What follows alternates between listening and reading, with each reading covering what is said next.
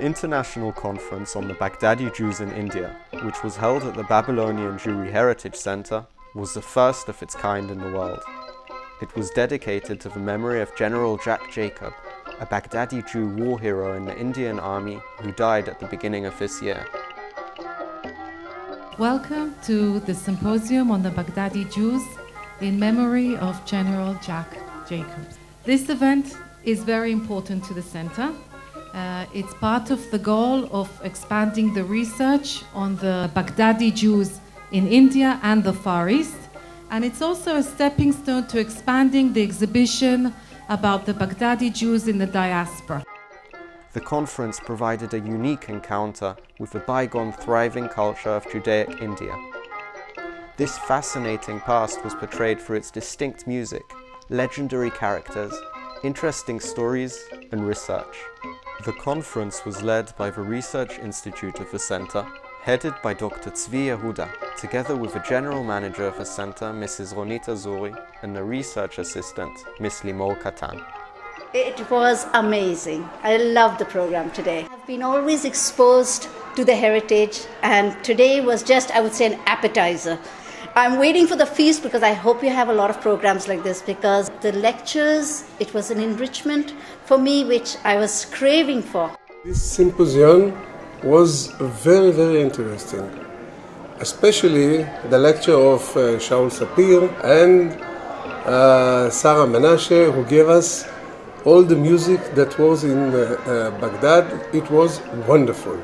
My mother is the Nathan family, which came to India from Yemen. During the session of Sarah Menashe, I saw my great-grandfather's picture on the screen. He came by Sir Jacob Sassoon as an Av Bet Din to Bombay and was a very well-known shochet and a rabbi.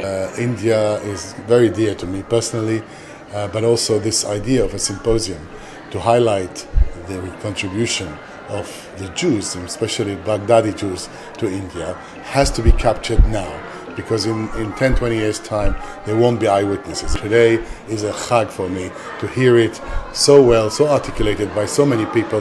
One doesn't even know there were so many professors working on it. A joy. I think it was a wonderful day, very important. Now that we are properly at the age of knowing or wanting to know about more history about our own family, that was really the brilliant day to do so.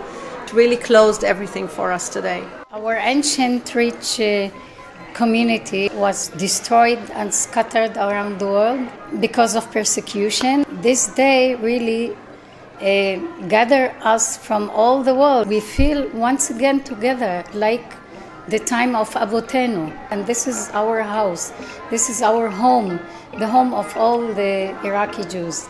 Thank you. The event was enabled by the generous donations of Joe Grimberg and family, Grace Frankel, Sam Marshall, the Rembaum family, Solomon Sofa, Abraham D. Sofa, Marianne Scheuer Sofa, and Pearl Sofa, and Ariella and Charles Zaloof.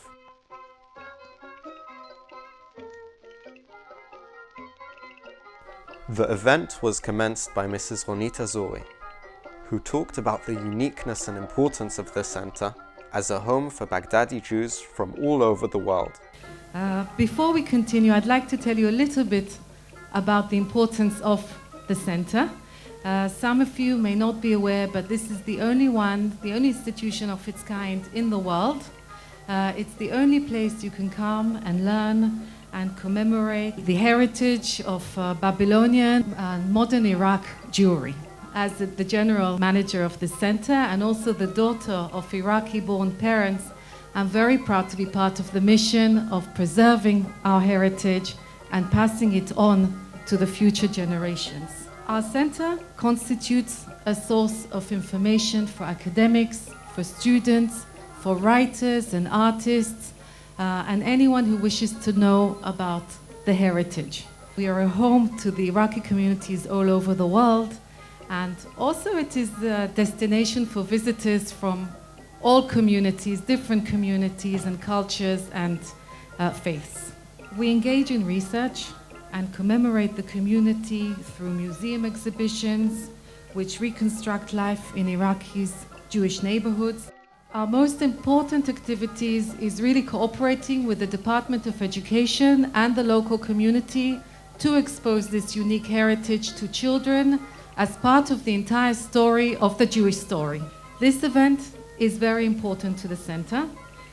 It's part of the goal of expanding the research on the Baghdadi Jews in India and the Far East, and it's also a stepping stone to expanding the exhibition about the Baghdadi Jews in the diaspora.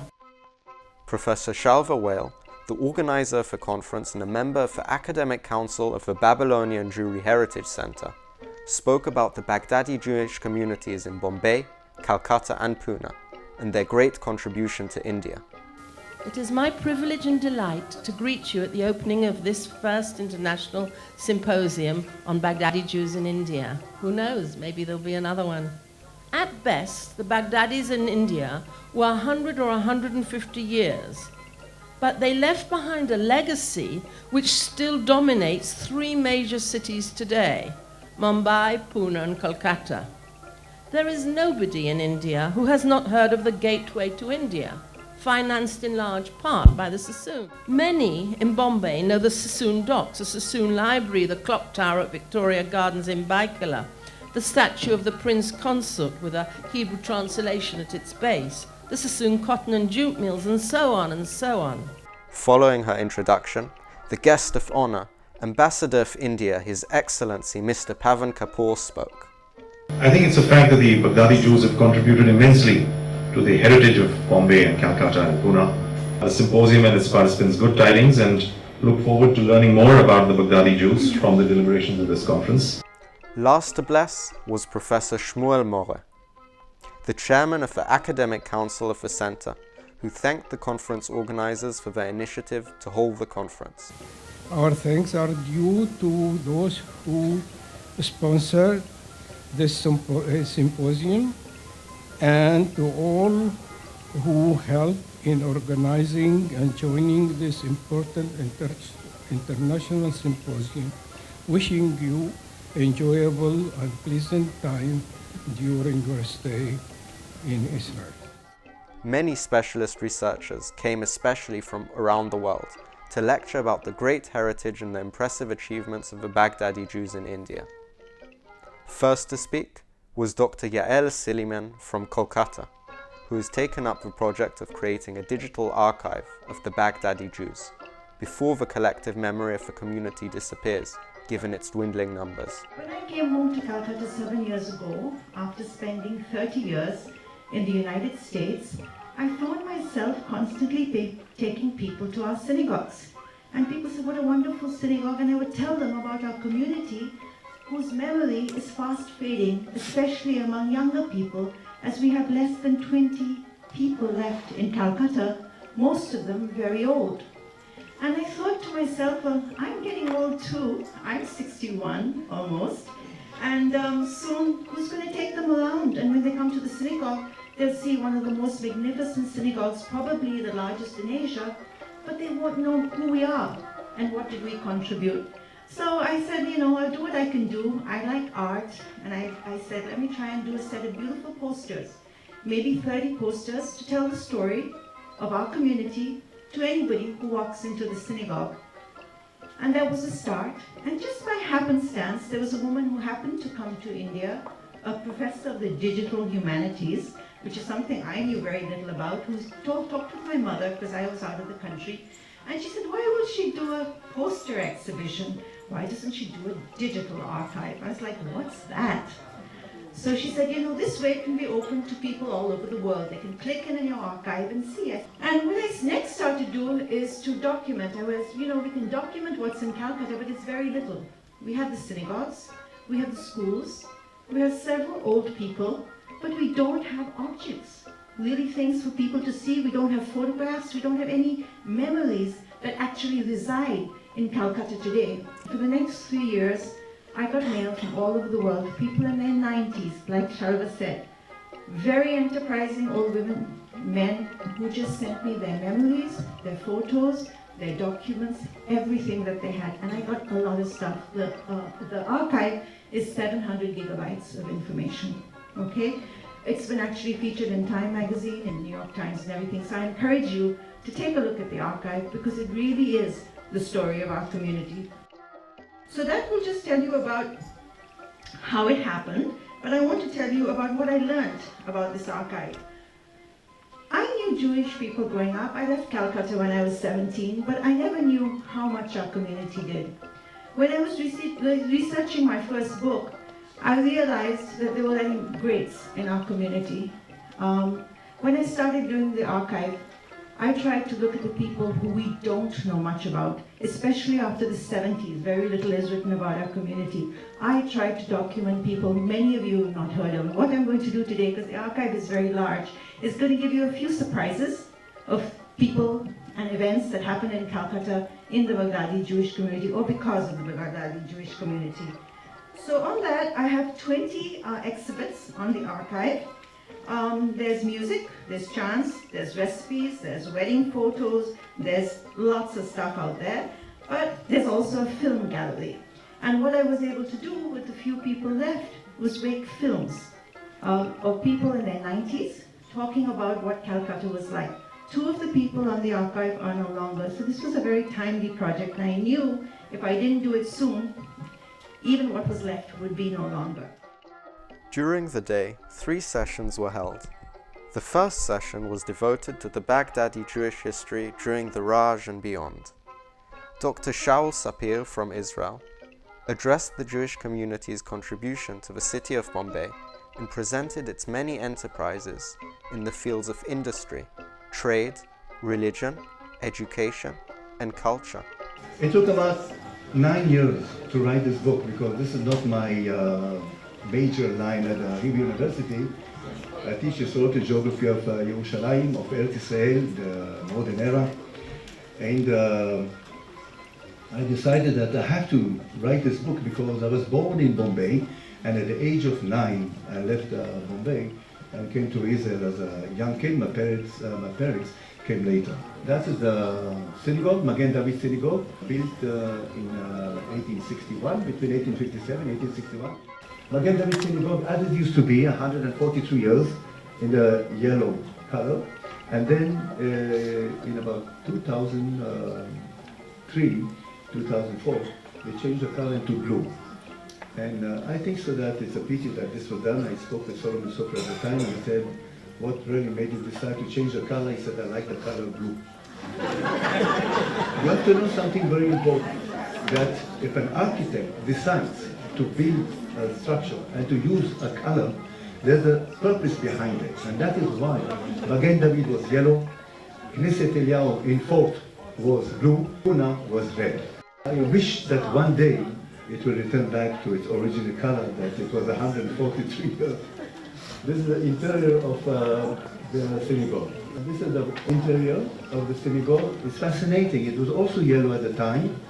And you can see the bima and the hekal and so on.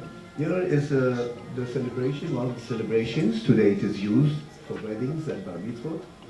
This is the background of the synagogue. Today it's a place you can see that was the beginning at the time in 2004. And today it is really, how to say, a very sophisticated place for Muslim weddings. Almost every night, including Kippur night, as I heard. Eli Kaduri School, the first school built for the Bnei Israel girls in 1875. And later on in 1830s, Kaduri gave the money, and it's in Matunga, the school over here. Devlali, my school where I studied, you can see by the building and structure. What is interesting that I found in the Times, the London Times, I found a sketch plan of the school, that this school is going to be built in 1923. And I was excited, and I gave a big wow in the archive. And people started to look. I said, don't worry, it's fine. I just found the scoop of my life. This is the school. Sir Jacob Sasson Free High School, the Elisha Ezekiel School, also in the Jewish compound in Baikala. And this is the playground of the school over there. Hildred School, a very sad story to the end, but this is not the time to talk about sad things, but only happy things that happened. Madame Sophie Kelly, that she created the school from scratch, from nothing, and had 600 students, the best of its kind in Bombay. Madam Sobike. This is another David Sassoon building. Today, as you can see, is a technical high school.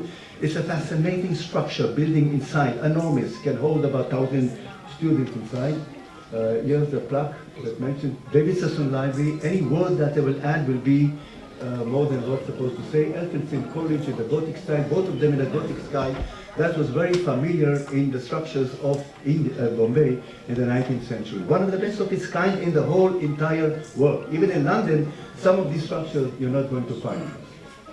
This is my inspiration, the statue of David Sassoon over there. When I saw that in my first visit after 44 years being in Bombay, I told my wife, I said, I'm going to pick up the glove. She said, what are you talking about? I said, I'm going to write about the Baghdadi Jewish community in Bombay, and the result was the book. The first wet dog created in Bombay, that is the gate to the wet dog. This is obviously the Sassoon dog that you see. And please go at 6 o'clock in the morning. You're going to have the pleasure of your life over there. The mills that we see, this building doesn't exist anymore. The largest mill in India, the Sassoon building, this another Sassoon building. This I found, I'll tell you in the intermission, how they found this. Everybody forgot about it, not mentioned. It's a Sassoon residential, Sassoon building, the Jewish club. Look at this wonderful scout group that you see over there. Another thing that nobody knows about the club, Jewish club, Flora Fountain, not on Flora Sassoon's name, wrong. It is Floral Fountain, not Flora Fountain. But today it is known as Flora Fountain. Hutat Machot today, and the Jewish Museum, and just coming towards the end, this is the gateway of India that we see. That is a museum that obviously was built over there. This is the gateway of India. You can see by the Taj Mahal. And if you have time, book yourself in the Taj Mahal, have a lunch when you're by Churchgate Station, and then stroll along the Marine Drive. Professor Tzvi Ben-Dor Benit from the United States talked about the important and unique role of the Baghdadi Jews in India and Asia, from the aspects of culture, trade, and colonial development, especially in the 19th and early 20th centuries, which included, among other things, the construction of railways and construction of educational institutions all over Asia. We need to understand the network of Baghdadi Jews as a group of people who play a unique role in the development of Asia, mostly under the auspices of the British Empire in the second half of the 19th century and in the first half of the 20th century. Why do I say unique? Because businessmen, Asian businessmen, and networks of Asian businessmen are very, very common in the Indian Ocean. You can think about, for instance, the network of not Jews, but Arabs from the Hadramaut, who settled already in the 15th century in Indonesia, in Malaysia, and elsewhere in Singapore and so on. They also play, they also have huge trade networks, but they usually play a different role in the history of economy and trade in Asia. Now, what makes this role of the Baghdadi network raises interesting questions. For instance, and I'm sure you're going to hear a little bit more today, how do they perceive themselves, what was the connection with local populations, and what were the connections with the community in Baghdad itself, which remained very much involved even though these people left. The question I'm asking today is actually different. How did the British Empire, and we must think about the British Empire because everything that happens is under the auspices of the British Empire, understand and perceive these Jews? And maybe this can help us understand why they were unique vis-a-vis other networks and why they were so successful in their development. And we have a unique set of writings by someone who was very, very important in the early days of the empire, James Rennell. James Rennell was the British imperial geographer. He is known as the father of oceanography. He studied the oceans, mostly the Indian Ocean empires, and he talks about the way in which Jews in particular are important because ancient Jews were in an area between Phoenicia, that is northern Lebanon, between Egypt and between Lebanon. They knew all these languages, they were communicating, they were very well versed in the different regions of the world, and knowledge coming from different regions of the world. And he says, look, this is actually was useful for the Babylonians and for the Assyrians, because these people were very, very smart. Now, I'm sure that the many Iraqi Jews here would be familiar with the idea that Iraqi Jews are very, very smart. And it's very pleasing to know that someone even in a geographer from the 18th century thinks the same way. He says here, together with their own habits of life, were in possession of many branches of knowledge that had been but imperfectly communicated to the Medes. In other words, here, if you read the entire paragraph, you can see that he's talking about, Israelites who were settled in Madai, yes, in northern Iran, and served the local population because, they were very skilled and very smart. Now think about that, and think about the role of Baghdadi Jews in India in the 19th century. But this is written before.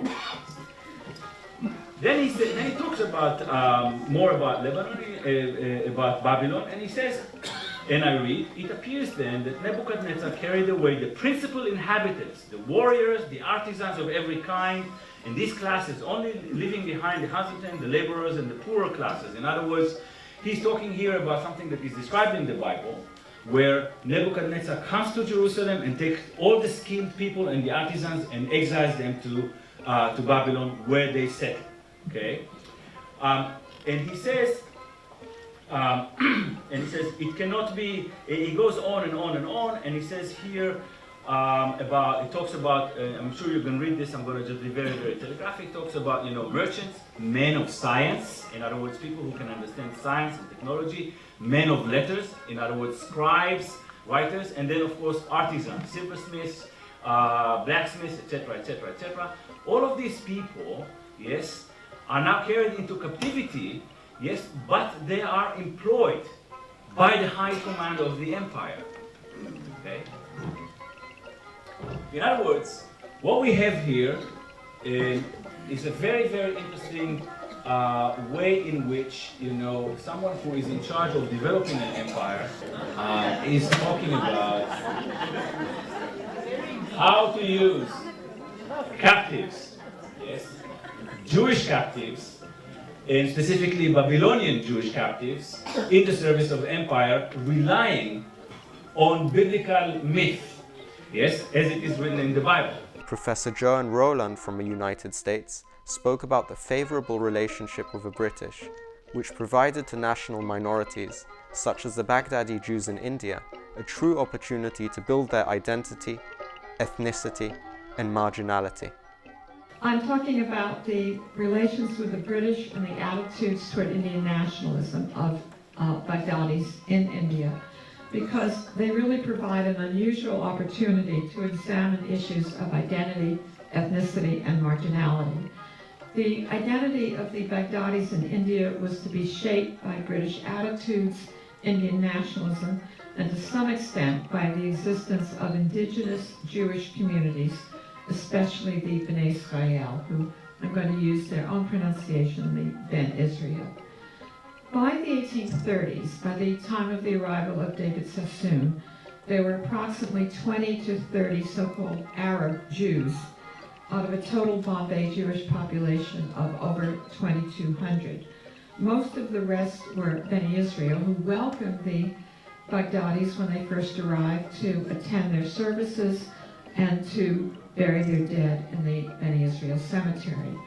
But soon thereafter, a rift developed, with the Baghdadis deciding that the Bnei Israel were very different from them, and they petitioned the government saying that there are two distinct tribes of Jews in Bombay, one having the customs of the natives of India, and the other faithful to their Arabian fathers.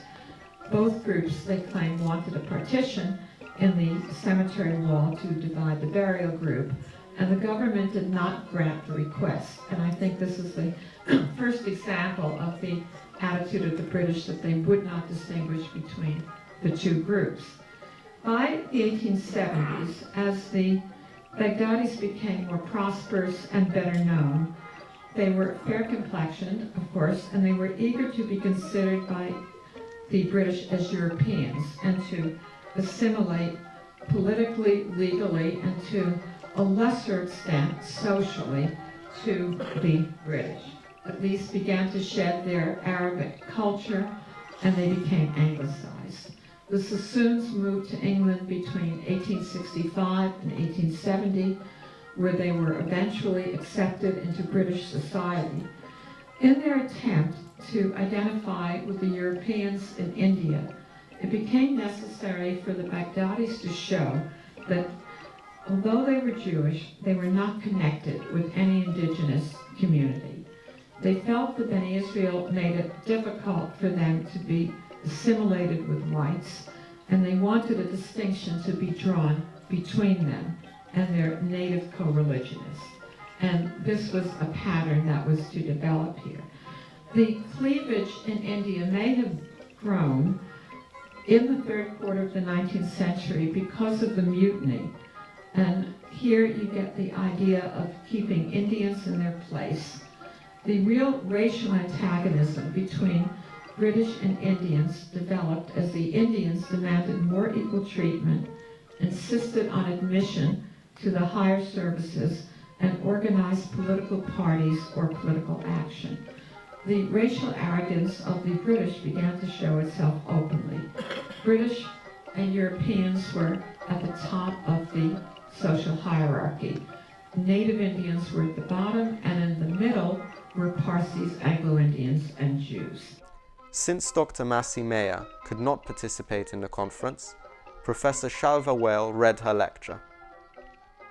Here we learned that Sir Victor Sassoon had to deal with two challenges in India. This paper, utilising newspapers and Sir Victor Sassoon's diaries, investigates whether he faced up to two major challenges in India. One, did he safeguard the foundation his great-grandfather David painstakingly established to preserve the Baghdadi Jewish identity of his co-religionists? And two, did he live up to the responsibility of preserving the vast commercial empire he inherited? A brief glimpse of his family's roots facilitates the evaluation of these issues in context. David Sassoon pioneered the settlement of Baghdadi Jews in Bombay in 1833 and created a vast commercial empire. Elias, one of his 8 sons, pioneered the settlement of Baghdadi Jews in Shanghai about 1885. He branched out from the family firm, David Sassoon and Sons, 2 years later, and established E.D. Sassoon & Co., with offices in Bombay and Shanghai. He was the grandfather of Ellis Victor Elias Sassoon. Victor's father, Edward Elias Sassoon, succeeded to the second family baronetcy on the death of his brother Jacob in 1916 and became a director of the E.D. Sassoon & Company. Sir Victor, being Sir Edward's eldest son, became the third holder of the Bombay baronetcy. He was eager to leave the London office to take care of the family interests in India, which included 14 textile mills employing, just listen to this, over 20,000 native workers. E.D. Sassoon & Co., merchants and bankers, was incorporated in India as a private limited company with a capital of 1 million rupees. I don't know how much that is and how much it would be today, but it sounds like a lot.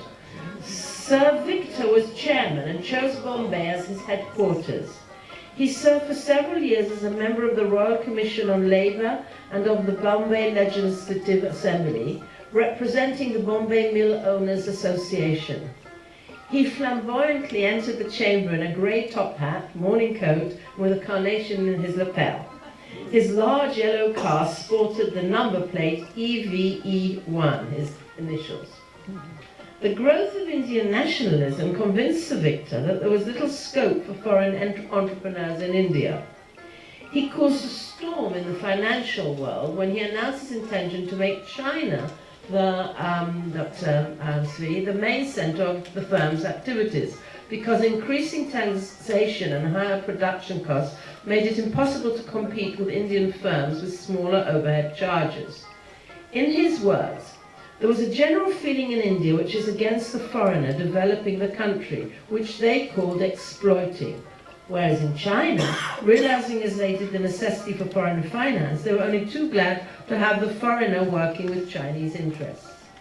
The session was closed by Dr. Naomi Gal from Israel, who spoke about 3 generations of Baghdadi Jewish women who came to Sydney, Australia, from various places such as Iraq, Israel, and India, and described the development of family relationships through the ages in the same geographical region. Today I will talk about 3 generations of women which I studied for my PhD, but in my PhD, a central part of the PhD is a family, the Sephardi family, and another one talks about the connection between residential and the centrality of the women and mobility. In the process of my PhD, while studying the community, I did map all the members of the community that listed on the Sephardi register, all the members of the Sephardi community. I mapped them all over the area where they concentrated. So you see the concentration really in Bondi, North Bondi, all the eastern suburb. This is the first map that I'd like to show you. So you can see the concentration of the Sephardi community in Sydney. And now I'll show you the other map, which speak more about the connection. This is only 3 families among the families I studied. So you can see the connection. Basically the house of the mother, the matriarch, the one who came from, this is a Baghdadi family from India. The mother is actually in the middle, while you see all the lines going, I don't know how much you can see, but basically it's only 3 families represented here so far. And how the mother actually is a central, she has the central position to gather the family around her. As soon as they move or marry out of the Sephardi community, what we call in sociology, we say the speediest acculturation of mobility ladder is through through marriage basically. So people who actually married Ashkenazi, so they tend to move away from the community and not to keep so much in touch with members of their community or their family even. So we see as we go away from the matriarch, when we get to the 2nd generation, the daughters, one of the daughters takes over, and she really tried to maintain this connection strongly with all the members of the family. But now the meeting will be more like by telephone, more loose, on holidays, rather than meeting on a monthly basis, and rather than telling each other and helping each other economically. Within these 3 generations, we see that the daughter, the pattern is that one of the daughters, not necessarily the oldest, one of the daughters will take over to try to get the family together.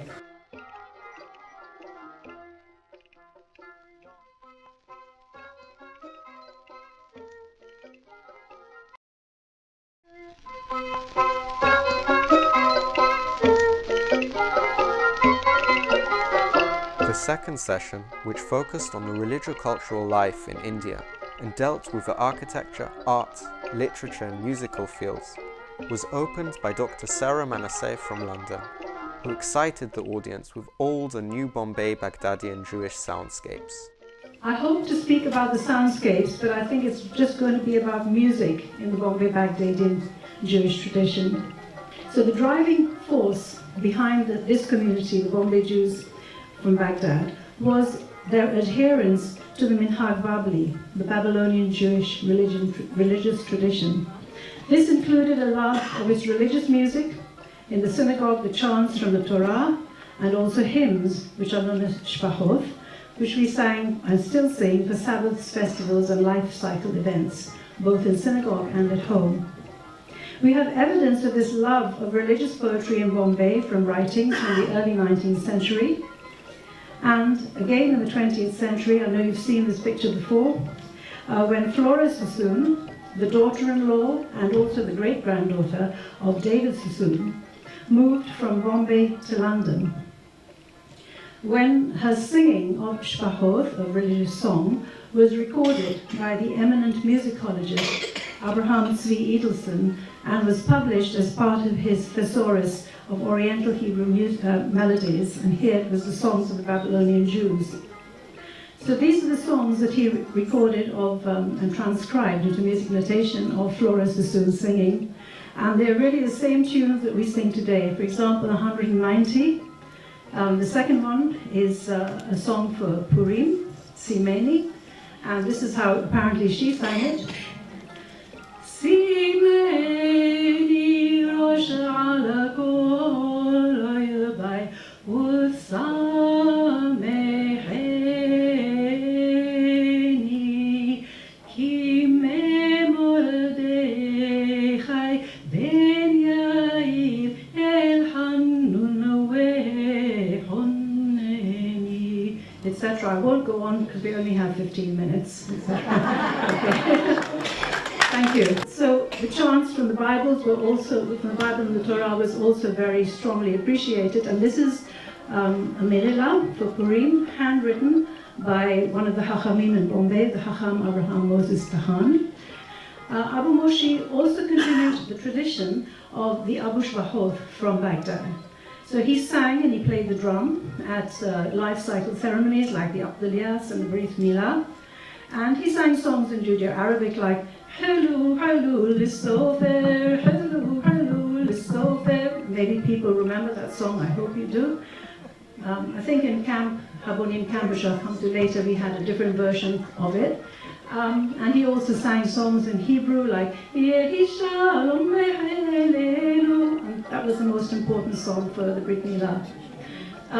He turns out to be a really seminal figure. We talked about transnational. He also had relatives in Emara, in India, and in Israel for another time. One of his nieces was Gurji, and she took on the roles of Daqaqa and Adada. So in the Middle East, the Daqaqa was the woman who played at henna ceremonies, and she would play the naqara, the two drums, and she would sing, mainly in Judeo-Arabic. And the Adada was usually another woman who would come when there was a bereavement, and she would sing and mourn, and the family would cry with her. So in Bombay, we had Gurji from the 20s, 30s, 40s, early 50s, and she would perform these ceremonies. She was the niece of Abu Moshe, who you saw earlier, and of interest is that Abu Moshe had another sister who went back to Baghdad and was known as Mas'uda al-Bambaili, who was the greatest baqaqa maybe in the 20th century. So it was a big transnational musical family. So she played the naqara and sang especially at henna ceremonies, for example, Afaki, Afaki, ala khandi la'milkenu, wana ta'abdu, wana ashqetu, ala al-hadar akhitenu, which means the mother of the groom is singing to the mother of the bride, oh, you clever woman, she said, you've taken my son. She said, I've looked after him, I've slaved for him, such hard work. You've taken him away, ready-made. Professor Jay Waronker from the United States followed with a presentation on architecture, history, context and meaning of the Baghdadi synagogues in Mumbai, Pune and Kolkata. As an architect, architectural historian and professor of architecture, my paper today focuses on a specific building typology, and that's the synagogues realized by the Baghdadi Jews in India within the context of the region's history, identity, development, and sense of place. The three primary questions that I will touch on today in the time I have are why these synagogues as tangible objects appear the way they do, what were their distinct architectural and cultural influences, and how they became mediums for elucidating the conditions of a people. This paper also calls attention to a vanishing tradition in that 6 structures built as synagogues have managed to survive. 2 in Mumbai, 1 in Pune, and 3 in Kolkata, along with 1 in Yangon, despite the overwhelming shrinkage in the Jewish population of these places beginning about 7 decades ago. Although the once vibrant communities cannot be salvaged, some of these Jewish houses of prayer, buildings left behind by the immigrating Jews, and decently maintained, not perfectly, but decently maintained today, are today being recognized as invaluable markers within Indian and Jewish history and culture. So let me begin by discussing three important factors that helped establish the architecture of the Baghdadi synagogues in India.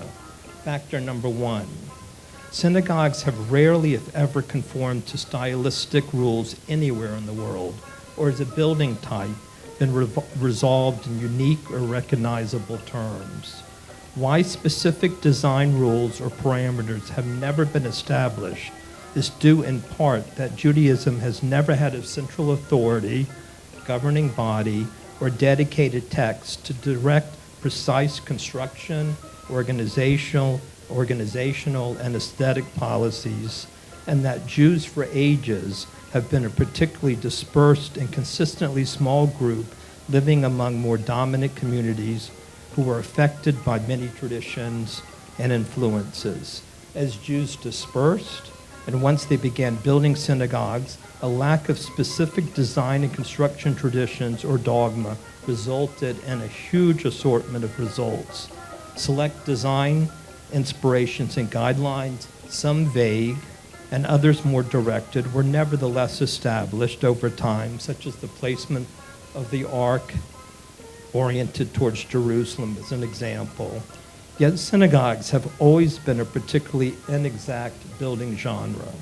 Since there are so few rules, liturgically, organizationally, functionally, aesthetically, the issue is to how to build a synagogue, what does it need to look like, and how, if at all, to express the qualities of patrons and users. The ones built by the Baghdadi Jews of India are no exception to this ambiguous practice. Professor Shmuel Moreh from Israel described the reasons of the Baghdadi Jews to settle in India and their contribution to India. The purpose of my paper is to deal with articles published in the Scribe, the Journal of Babylonian Jewry, published by the Exilarch Foundation in 1971 in London. In the 19th century, the term Baghdadi Jews, Baghdad, was used for Jews from Iraq, formerly Mesopotamia, and other parts of the Middle East. They were Arabic-speaking Jews who were different from other Jewish communities who came to India when Portugal conquered a part of India at the beginning of the 16th century. Under the Mongols, the Indian port of Surat became an important trading center, attracting Europeans as well as Baghdadis and Basrawi Jewish merchants. The British gradually took over the whole of India under the rule of the British East India Company, and from 1747, Baghdadi Jews came to Surat to escape Islamic harassment and to make peace, to trade peacefully with no threat to their fortune and life. Some of them stayed for a few years and after acquiring wealth returned to Baghdad.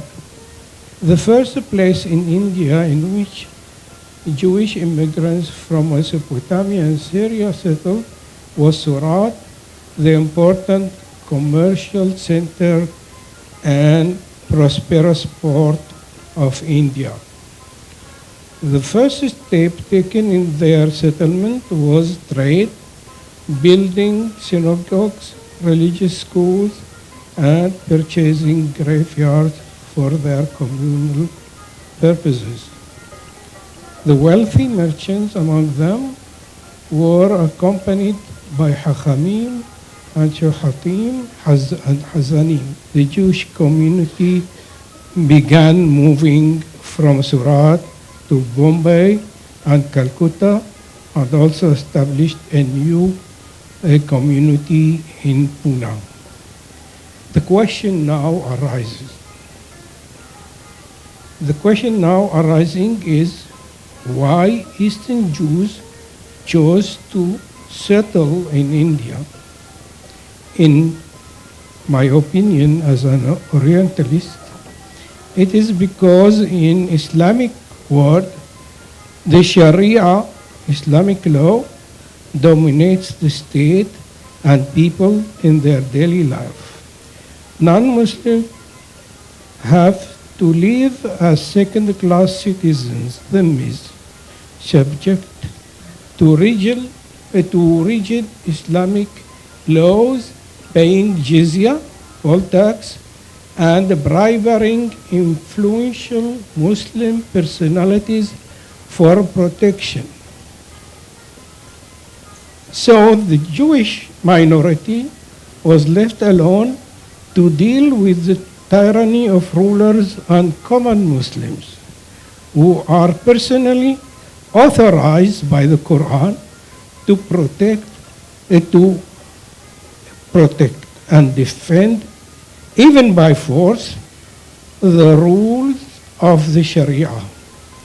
This rule is known as the command to enjoin good and to forbid evil. Al-amr bil-ma'ruf wal-nahy an al-munkar.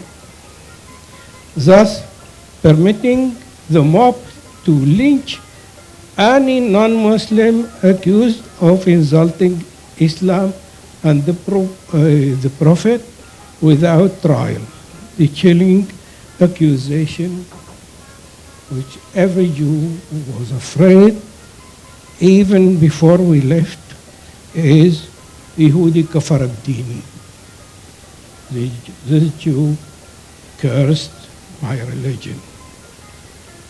So, in such a state of affairs, what remains for a Jew to save his life was either the acquisition of wealth, the use of bribery, or escape to a tolerant country. Dr. Tzvi Yehuda from Israel expressed the importance of a Jewish press in India in Judeo-Arabic, published in the 19th century, as the most vital source of the history of Babylonian Jewry in the 19th century. בגדד הפכה לעיר גדולה וחשובה מבחינה כלכלית. מעמדה של הקהילה התחזק מאוד, כי היא לקחה חלק גדול במסחר הבינלאומי שעבר דרך העיר, בין הודו והמזרח הרחוק לבין הלבנט ואירופה. בגדד הפכה עיר קולטת הגירה מכורדיסטן, מפרס, ממזרח ומרכז אירופה ומאגן הים התיכון. ממנה יצאו גם מהגרים למרכז ודרום עיראק, להודו ולמזרח הרחוק ולאנגליה. זוהי תקופה מאוד דומיננטית בחיי הקהילה. הוקמו מוסדות חינוך דתיים ציבוריים, כגון בתי מדרש וישיבה, ונפתחו בתי ספר מודרניים לבנים ולבנות. הקשרים של הקהילה עם יוצאי בגדד בהודו במזרח הרחוק התחזקו מאוד, וגם הקשרים עם יהודי ארץ ישראל ואירופה התחזקו מאוד. אך בתקופה דומיננטית זו לא נשתמר ארכיון לקהילה. המקור העיקרי כשאין ארכיון לקהילה למידע על קהילת בגדד בפרט ויהודי בבל בכלל במחצית השנייה של המאה ה-19 הוא העיתונות, אני מדגיש, העיתונות בערבית של יהודי בגדד שיצאה לאור בבומביי ובקלקטה. זאת אומרת, העיתונות הזאת שיצאה במשך כ-50 שנה, מאמצע המאה ה-19 עד סופה, היו המקור החשוב ביותר להיסטוריה של יהודי בבל. העיתונות הזאת כללה דיווחים כמעט מדי שבוע על הנעשה בתוך הקהילה בבגדד ובעיראק. למה זה קרה? אחת הסיבות החשובות זה השלטונות העות'מאניים ששלטו בעיראק סירבו לאשר את הופעתו של עיתון יהודי בבגדד. והבגדדים בהודו הוציאו לאור עיתונים בערבית יהודית של יהודי בגדד שהרבה יהודים בעיראק יכלו לקרוא אותם ולהבין מה כתוב שם. עיתונים אלה שימשו כלי מבטא לא רק ליהודים הבגדדים במזרח הרחוק, אלא גם ליהודים בבגדד ובעיראק. אלה שלחו ידיעות על הנעשה בקהילתם, הן על ידי כתבים שהיו לעיתונים אלה בבגדד, והן על ידי כותבים מבני הקהילה. עיתונים אלה שימשו גם אמצעי להעברת מידע בין יהודי בגדד לקרוביהם ומכריהם במזרח הרחוק. The third and final session, dedicated to prominence in the army, was headed by Mr. Tzvi Gabay, a retired ambassador who talked about his familiarity with General Jacob and also read a eulogy written by Mr. Sam Marshall. Jack served his country with distinction, a man who devoted his life to his beloved India with dedication, commitment, and integrity. A man who spoke his mind fearlessly, even though it got him into trouble at times with the politicians and with his superior. Jack did not care. He was what he called a straight arrow. Unknown to many, Jack was a man of charity, interacting with Mother Teresa, the mother of Purandashi, the support to synagogue and cemetery in New Delhi, the beds at hospital at Calcutta. He was a generous man. He was beloved by amongst others, the people, the government of Bangladesh, where he played a decisive part in the fight for Bangladesh independence. Jack served as governor of several Indian states, Punjab, Goa, and Northeast, leaving his stamp of honor and integrity. Mr. Nisi Moses from Israel praised General Jack Japheth's unique personality and many talents.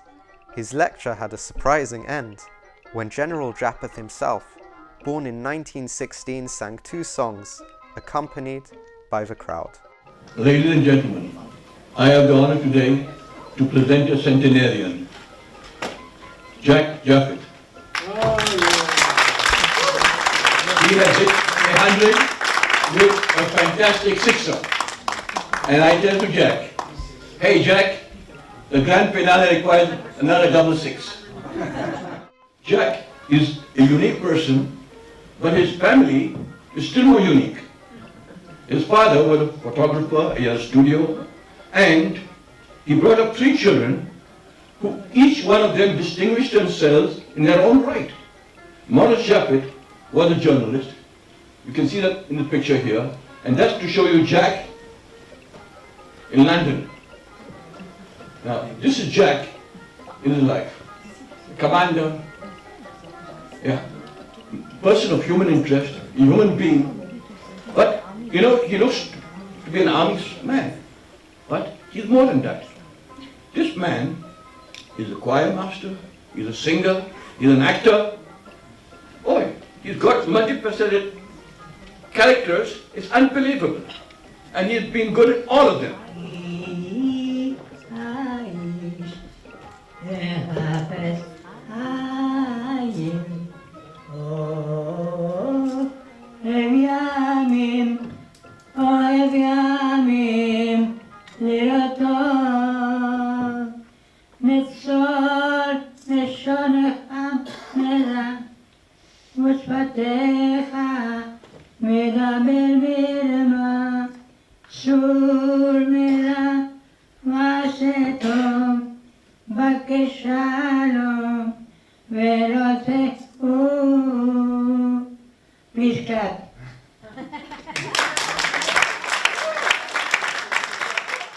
The conference concluded by Dr. Meir Samra from Australia, who spoke in great details about the biography of General Jack Jacob, the Baghdadi Jew who created Bangladesh, and for his memory, as stated, the conference was devoted. So, Lieutenant General Jacob Faraj Raphael Jacob was born in Calcutta to a Baghdadi family.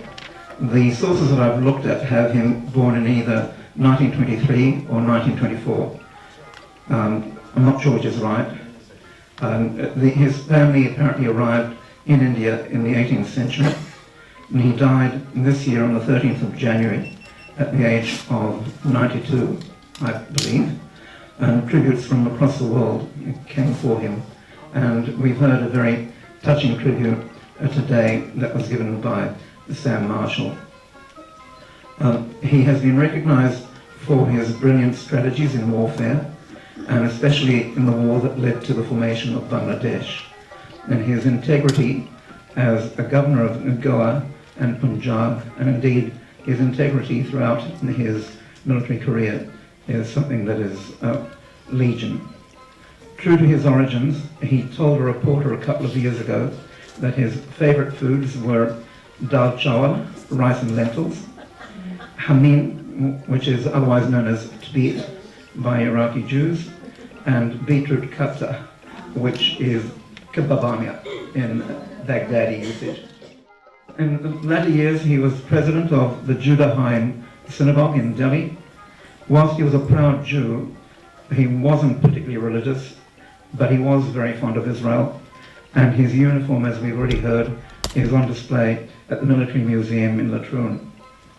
We heard earlier today about the well-to-do Jews from Calcutta and other parts of India, well-to-do Baghdadi Jews who had their children educated in British schools, and he also was one of those. At the age of 8, he was moved from his religious family to the Victoria School in the hills, I think near Darjeeling, and with that he came to have a number of, I suppose, cultured attitudes. His love of poetry, love of nature in the area, love of Western music, classical music, and he also faced anti-Semitism for the first time, whereas he hadn't seen anti-Semitism in his home amongst the Indian people and his own community. Here in the school, he came across anti-Semitism from some of the teachers and students in the school. In World War II, his family took in a refugee family who had come from Central Europe, and he was worked up about what he heard about what was happening in Europe. In 1941, he was around 18 years old, and he decided to enroll in the army to fight Hitler. He was his parents were not happy with him doing so at the time, but they accepted the fact that he was wanting to fight Hitler. He went into the officers' course, and he came out as a second lieutenant. During the Second World War, he saw action in Iraq, in North Africa, and then in Burma, where he was promoted to the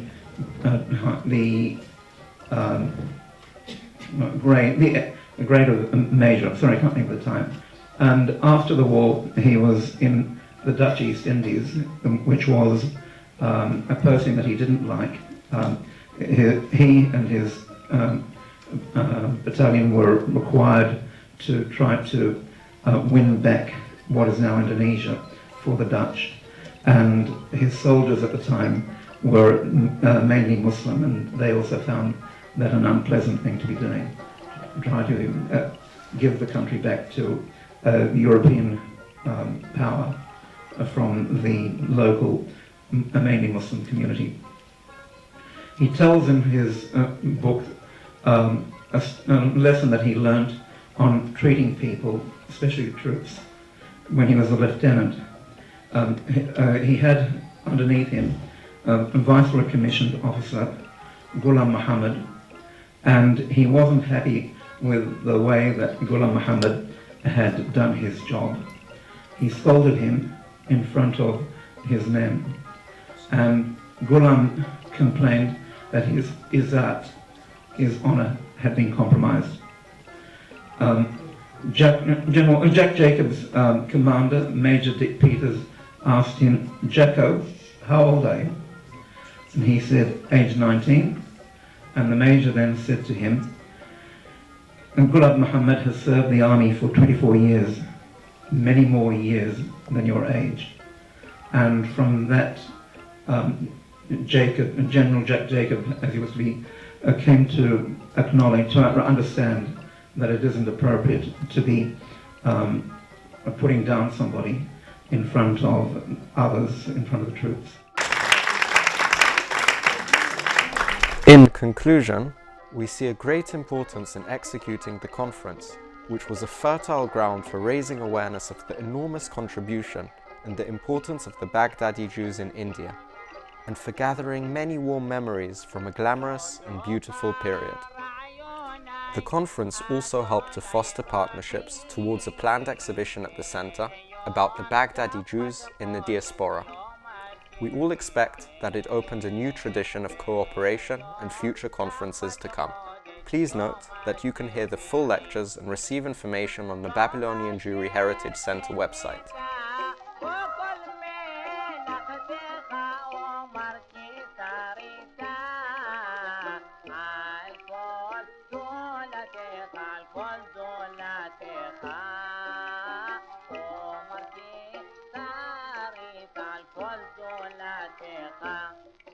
وما عتيم عتيتا اللي